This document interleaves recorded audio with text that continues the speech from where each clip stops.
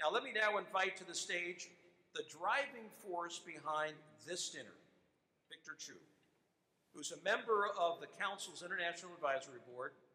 It was Victor's vision that drove the Atlantic Council and its International Advisory Board to launch the Global Citizen Awards 5 years ago. He is the epitome of a business entrepreneur, a pioneer in his field, and a dear friend. Victor, 我们非常欢迎你到这里来. Victor, we welcome you now to the stage. Thank you so very much.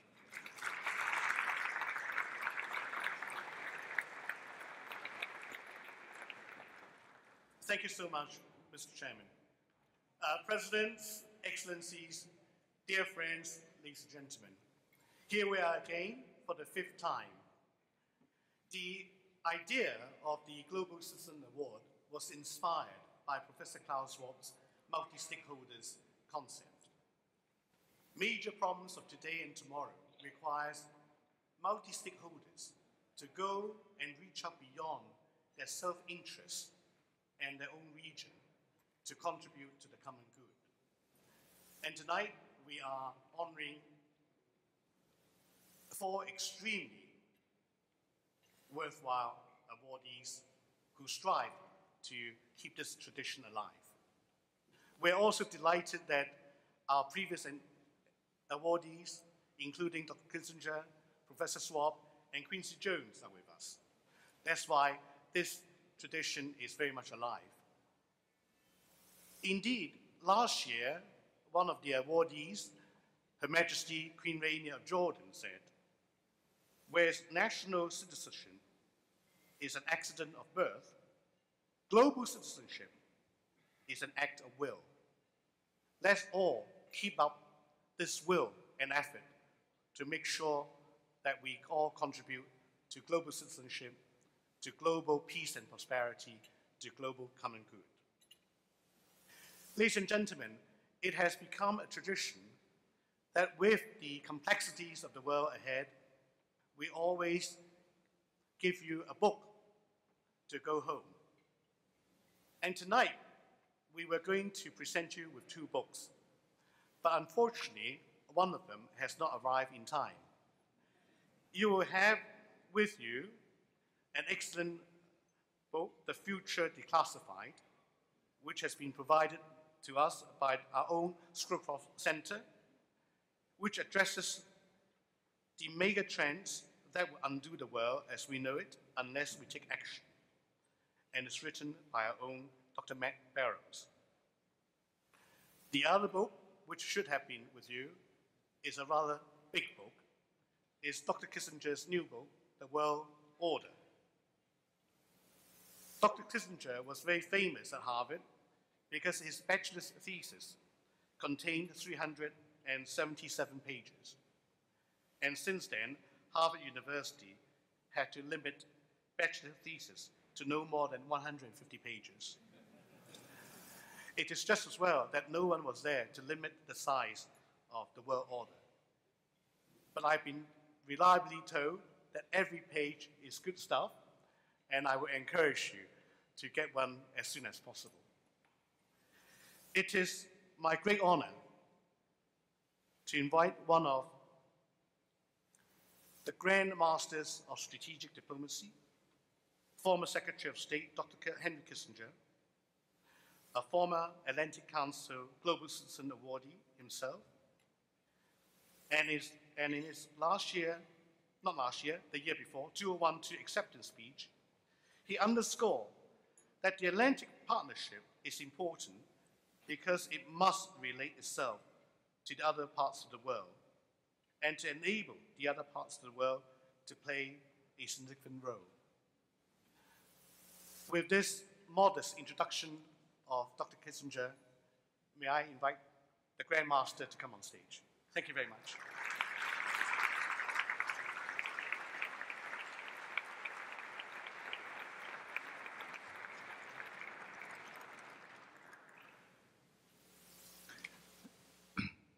Ladies and gentlemen, it's a great honor for me to participate on this occasion. It was suggested to me that I concentrate my remarks on those honorees whom I know personally. Unfortunately for the organizers, I know all honorees personally. And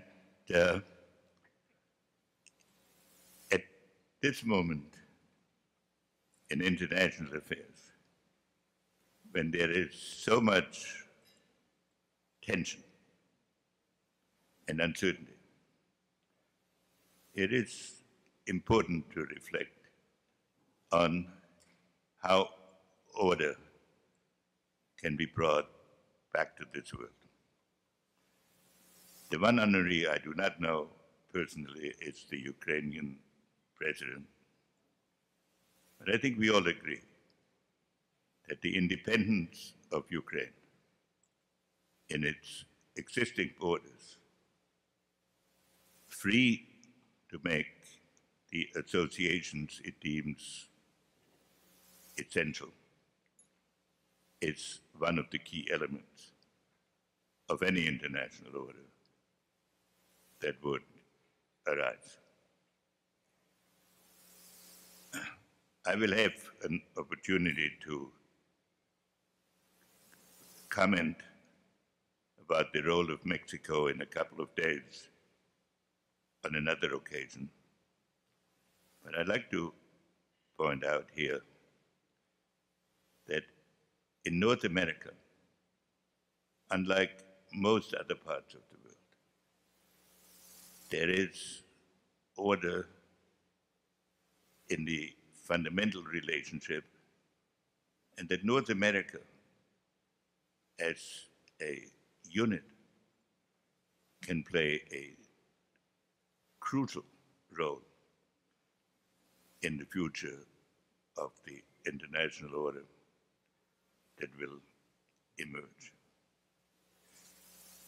And I must add that Robert De Niro is one of my favorite actors and producers. So there are two people, however, that are being honored tonight with whom I've been especially close. The first is Lee Kuan Yew, the Prime Minister of Singapore.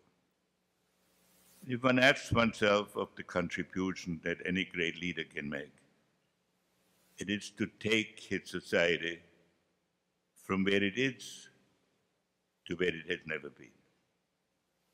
An act that requires courage to choose an untrodden path and character in order to pursue it when its success is not yet apparent. Lee Kuan Yew took an underdeveloped country that was a seaport, whose chief significance was as a seaport for the British Navy, into the distinctive country, despite a small population, he has made his country eminent through the excellence of its performance, through the character with which it has been pursued. I've had the honor of knowing him as a friend, and America has had the privilege of knowing him as a friend and associate. He's one of the great men of our time. I met him at Harvard in 1967, when he came to my attention when he told some faculty members with whom he didn't agree, "You make me sick." It was hard to forget him. And then a word about Shimon Peres. I met Shimon in 1962, when his preoccupation had to be to look to the defense of his country.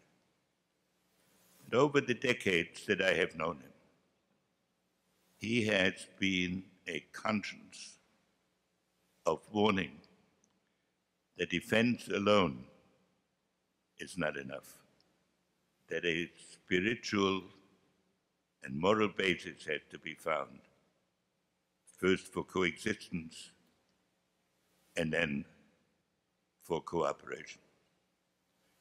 I worked with him when I was in office on some of these projects, and he has pursued them in the decades since. In a country threatened on all sides, and where the natural instinct is to preserve what exists.